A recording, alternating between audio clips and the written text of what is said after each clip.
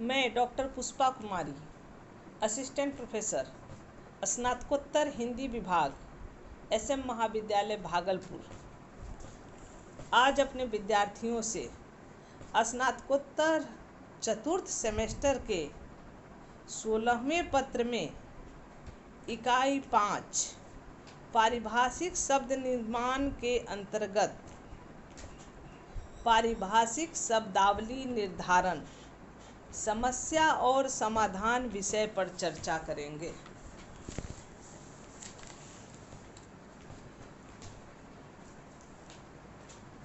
उन्नीसवीं शताब्दी के उत्तरार्ध से हिंदी पारिभाषिक शब्दावली के निर्माण की दिशा में सुनियोजित प्रयास होने लगे थे।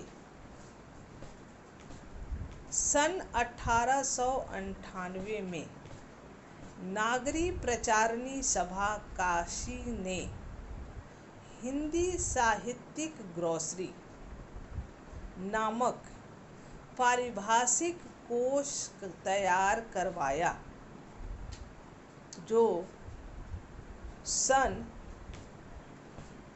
1901 में पूर्ण हुआ। तत्पश्चात सन 1940 में सुख संपत्ति राय भंडारी अजमेर का कोश 20th century English Hindi dictionary तथा सन 1951 में डॉक्टर रघुवीर का प्रकाशित a comprehensive English Hindi dictionary आदि उल्लेखनीय कोशों का निर्माण किया गया। देश की स्वतंत्रता से जन्मी नई परिस्थितियों, नई आशाओं, आकांक्षाओं, नई समस्याओं तथा नई आवश्यकताओं ने पारिभाषिक शब्दावली की आवश्यकता को गंभीरता से उपस्थित किया।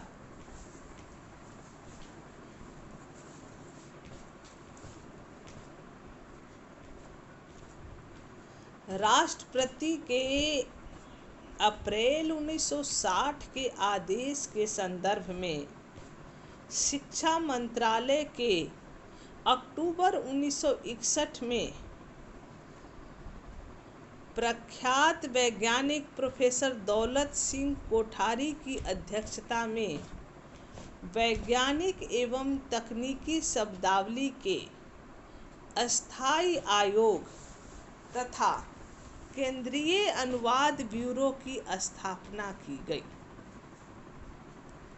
तदनुकूल नए ज्ञान विज्ञान, नए शास्त्र, नई तकनीकी,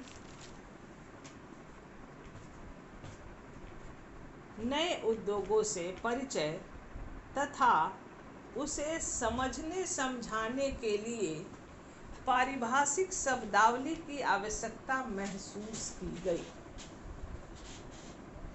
इन सभी ज्ञान शाखाओं की अपनी पारिभाषिक शब्दावली है। वस्तुतः पारिभाषिक शब्दावली एक प्रयोजन मूलक भाषा प्रकार है जो विषय विशेष की अभिव्यक्ति के लिए कृत्रिम रूप से निर्मित की जाती है। उस शब्दावली का हिंदी में निश्चयन अथवा निर्धारण करने की गंभीर समस्या है। आज़ादी के इतने वर्षों बाद भी हम अपनी पारिभाषिक शब्दावली का निर्धारण व निश्चयन नहीं कर पा रहे हैं। इसके कारण हैं: 1. सरकार की अनिश्चयात्मक नीति, 2.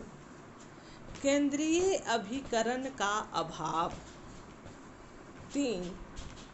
गंभीरता एवं निष्पक्षता की कमी, 4. तर्क की अपेक्षा भावना का महत्व। 5. भाषा के क्षेत्र में भी राजनीतिक दांव-पेच। 6. देश के प्रबुद्ध वर्ग की उदासीनता। 7. भौतिक विकास में मग्न होकर भाषा को भावात्मक एकता का आधार न मानने की भूल।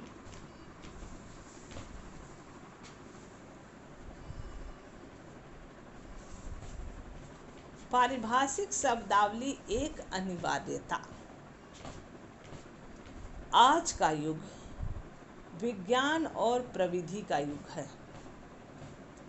विज्ञान की नई उपलब्धियों का साक्षात्कार, उद्योगों के विस्तार तथा विभिन्न ज्ञान शाखाओं में निरंतर विकसित होती ज्ञान चेतना एवं बढ़ते हुए चिंतन क्षितिज से समुचित परिचय करने कराने तथा पारस्परिक संवाद और विशिष्ट संप्रेषण के लिए सामान्य अथवा साधारण भाषा अपर्याप्त तथा असमर्थ होती है।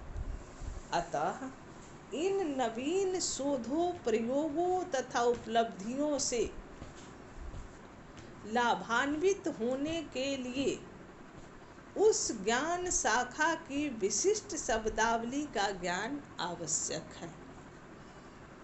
विशिष्ट ज्ञान शाखा की विशिष्ट अभिव्यक्तियां पारिभाषिक शब्दावली की सृजन भूमि है।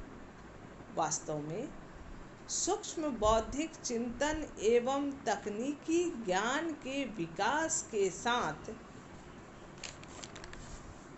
तकनीकी भाषा का विस्तार होता है। जिस भाषा में जितने अधिक पारिभाषिक शब्दों का रचाव जमाव होगा, वह भाषा आज उतनी ही संपन्न समृद्ध कहलाएगी तथा बौद्धिक चिंतन एवं समकालीन जीवन जगत के लिए उतनी ही अधिक उपयुक्त कही जाएगी। किसी भी भाषा में समुचित पारिभाषिक शब्दावली की विद्यमानता उस भाषा भाषी वर्ग के बौद्धिक उत्कर्ष एवं संपन्नता की परिचायक होती है और उसका अभाव बौद्धिक दरिद्रता का। हिंदी के संदर्भ में पारिभाषिक शब्दावली की आवश्यकता और अधिक बढ़ जाती है। उससे स्वतंत्रता के बाद संघ की राजभाषा, हिंदी प्रदेशों की राज्यभाषा तथा हिंदी प्रदेशों में सह राजभाषा का पद प्राप्त हुआ है। अतः इस गंभीर उपयोग के वहन के लिए भाषा का सर्वांगीण विकास अनिवार्य है। उसे एक ओर साहित्यिक चेतना को स्पंदित करना है, वहीं ज्ञान, विज्ञान, विधि आदि की विभिन्न ज्ञान शाखाओं की विशेष सुनिश्चित स्पष्ट अभिव्यक्तियों के लिए पारिभाषिक शब्दावली से भी स्वयं को समृद्ध तथा संपन्न करना जरूरी है। इसके अलावा औद्योगिक क्षेत्र की अंग्रेजी पारिभाषिक शब्दावली के स्थान पर राष्ट्रीय स्वाभिमान, भारतीय अस्मिता की प्रतिष्ठा तथा मानसिक गुलामी से मुक्ति के लिए हिंदी पारिभाषिक शब्दावली का होना आवश्यक है। स्वतंत्रता के पश्चात हिंदी का व्यवहार अत्यधिक विस्तृत हो गया है। जब प्रारंभिक शिक्षा से लेकर उच्चतम शिक्षा के माध्यम के रूप में हिंदी का अग्रगामी प्रयोग होने लगा है, अतः ज्ञान के विभिन्न अनुशासनों के अध्ययन अध्यापन के लिए उनकी पारिभाषिक शब्दावली का हिंदी में होना जरूरी है। इस प्रकार नए राजनीतिक संदर्भ, नई औद्योगिकता, नई शिक्षा और स्वतंत्र देश की नई भावुकता ने हिंदी में नई शब्दावली के निर्माण की समस्या को उत्पन्न कर दिया। इस प्रकार हम देखते हैं कि पारिभाषिक शब्दावली के निर्धारण अथवा निश्चयन के लिए 4 पद्धतियां अपनाई गई। वे 4 पद्धतियां कौन कौन सी हैं? पहला ग्रहण, दूसरा अनुकूलन, तीसरा संचयन एवं चौथा निर्माण। अब हम इन चारों पद्धतियों पर विशेष रूप से ध्यान केंद्रित करेंगे। ग्रहण, प्रिंसिपल ऑफ एडॉप्टेशन। इसे उद्धृत शब्दावली भी कहा जाता है, अर्थात ग्रहण को उद्धृत शब्दावली के नाम से भी जाना जाता है। इस प्रक्रिया के अंतर्गत विशेष रूप से यूरोपीय भाषाओं में प्रचलित पारिभाषिक शब्दावली को ज्यों का त्यों ग्रहण कर लेने का सुझाव है, जैसे पेट्रोल, कार, रेडियो आदि। दूसरा अनुकूलन, जब विदेशी शब्दावली को अपनी भाषा की ध्वन्यात्मक एवं व्याकरणात्मक विशेषताओं के अनुकूल परिवर्तित कर अपनी भाषा में शामिल कर लिया जाता है, तब इस प्रक्रिया को अनुकूलन कहते हैं। जैसे विदेशी इंजन का भारतीय इंजन हो जाना, इसे 2 भाषाओं का समासीकरण अथवा संधिकरण भी कहा जाता है। तीसरा संचयन, पारिभाषिक शब्दावली निश्चयन की तीसरी प्रक्रिया संचयन कहलाती है। इसके अंतर्गत भारतीय भाषाओं, उपभाषाओं तथा बोलियों के उपयुक्त अछूते शब्दों का पारिभाषिक रूप में संचय व प्रयोग किया जाना चाहिए। चौथा निर्माण, पारिभाषिक शब्दावली के निर्धारण की पहली तीनों उपर्युक्त प्रक्रियाएं सहज है, परंतु उससे पारिभाषिक शब्दों की आवश्यकताओं की पूर्ति नहीं हो सकती। उसकी पूर्ति निर्माण से ही संभव है। निर्माण पद्धति उतनी सरल नहीं है। यह सिर्फ चीनी, ग्रीक, लैटिन तथा संस्कृत से संभव है। धातु, उपसर्ग एवं प्रत्यय ऐसे महत्वपूर्ण तत्व हैं जिससे शब्द निर्माण की प्रक्रिया चलती है। इस तरह से जिन शब्दों का निर्माण होता है, उसमें से एक तो वे शब्द होते हैं जिनमें पारिभाषिक ध्वनि संकेत होते हैं, जिन्हें नाम कहा जाता है, और दूसरा शब्द व्यापार या कार्य के प्रतीक होते हैं, इन्हें आख्यात अर्थात क्रिया कहा जाता है। जैसे वच धातु में प्रत्यय व उपसर्ग लगाकर बने विभिन्न संज्ञा शब्द, प्रत्यय लगाकर वच धातु में वचन, वाचा, वाचाल बनाया जा सकता है। उसी तरह वच धातु में उपसर्ग लगाकर प्रवचन, सुवचन, निर्वचन बनाया जाता है। विख्यात पारिभाषिक शब्द निर्माता डॉक्टर D.S. कोठारी ने इसके निर्माण के 3 बुनियादी सिद्धांत बतलाए हैं। पहला उपयोगिता, दूसरा सरलता तथा तीसरा लचीलापन।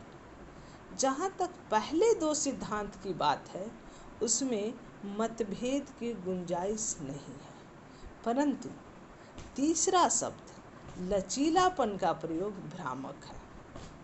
कारण कि पारिभाषिक शब्दावली की पहली विशेषता उसकी एकार्थता है, मगर नमनीयता का अर्थ नए ज्ञान विज्ञान के लिए, नई अभिव्यक्ति के लिए मार्ग प्रशस्त करना है, तो यह सिद्धांत भी स्वीकार्य है।